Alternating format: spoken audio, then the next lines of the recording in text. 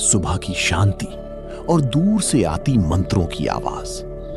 ये है नालंदा विश्वविद्यालय, जहां हर दिन ज्ञान का एक नया सूरज उगता था। 5वीं सदी, जब कुमार गुप्त प्रथम ने एक सपना देखा, एक ऐसा स्थान जहां ज्ञान सीमाओं में कैद ना हो, और उस सपने से जन्म हुआ नालंदा। धीरे धीरे ये सिर्फ भारत नहीं बल्कि पूरी दुनिया का केंद्र बन गया।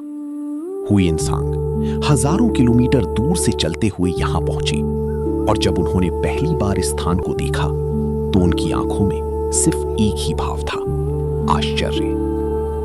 यहां प्रवेश आसान नहीं था। बड़े बड़े विद्वान द्वार पर ही परीक्षा लेते थे। हर 10 में से सिर्फ कुछ ही अंदर जा पाते, और जो अंदर आते वो सिर्फ छात्र नहीं, ज्ञान के साधक बन जाते। ऊंची इमारतें, शांत प्रांगण और बीच में खड़ी विशाल लाइब्रेरी, धर्मगंज, जहां लाखों ग्रंथ मानो समय को अपने अंदर कैद किए हुए थे।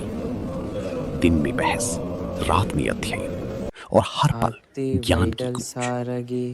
लेकिन इतिहास की हर रोशनी के पीछे एक अंधेरा भी छिपा होता है। 12वीं सदी, हवा बदल रही थी, और दूर कहीं एक तूफान उठ चुका था। धूल से भरी हवा, टूटती हुई ईंटों की खामोशी, और इतिहास के पन्नों में दर्ज एक ऐसी रात जिसने ज्ञान के सबसे बड़े दीपक को हमेशा के लिए बुझा दिया। साल था 1193, जब भारत की धरती पर खड़ा था एक ऐसा विश्वविद्यालय जिसे दुनिया ज्ञान का महासागर कहती थी। नालंदा, जहां हजारों छात्र दूर दूर के देशों से चलकर आते थे, चीन, तिब्बत, कोरिया, सिर्फ एक ही उद्देश्य के लिए, ज्ञान प्राप्त करना। ऊंची ऊंची इमारतें, लाखों किताबों से भरी पुस्तकालय, और हर कोने में गूंजती विद्या की आवाज।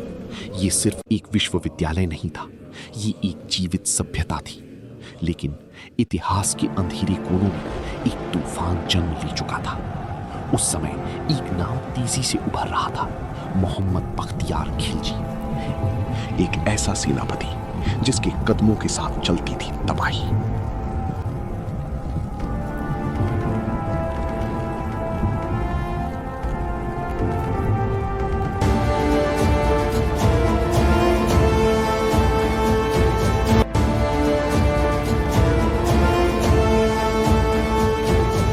कहा जाता है जब वो बीमार पड़ा तो नालंदा के वैद्यों ने उसे ठीक कर दिया।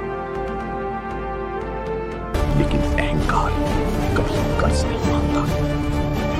कर्ज कर दो। और फिर वही हाथ जिसे ज्ञान ने बचाया था, उसी ज्ञान को मिटाने निकल पड़ा। रात का अंधेरा और हजारों घोड़ों की टापें नालंदा की शांत दीवारों की ओर बढ़ती हुई। लेकिन जो होने वाला था उसकी कल्पना भी किसी ने नहीं की थी।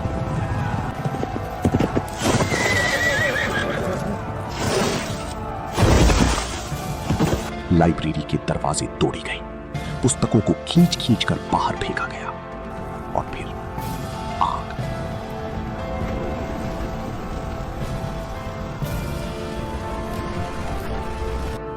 एक ऐसी आग जो सिर्फ कागज नहीं जला रही थी, बल्कि सदियों की बुद्धि, अनगिनत खोज और इंसानियत की विरासत को राख बना रही थी। कहा जाता है कि वो आग महीनों तक जलती रही।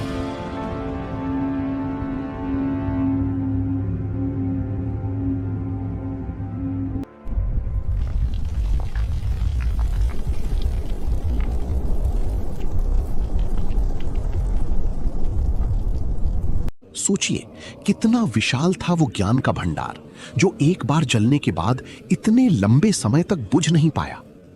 लेकिन कहानी यहां खत्म नहीं होती। जलती हुई इमारतों के बीच कुछ आचार्य अपनी आखिरी सांस तक ज्ञान को बचाने की कोशिश कर रहे थे। कुछ पांडुलिपियां छुपा दी गई, कुछ को लेकर विद्वान दूर देशों की ओर भाग निकले, ताकि ज्ञान पूरी तरह मर न जाए। और फिर एक समय ऐसा आया जब नालंदा सिर्फ खंडहर बनकर रह गया। जहां कभी हजारों छात्र पढ़ते थे, वहां अब सिर्फ सन्नाटा था।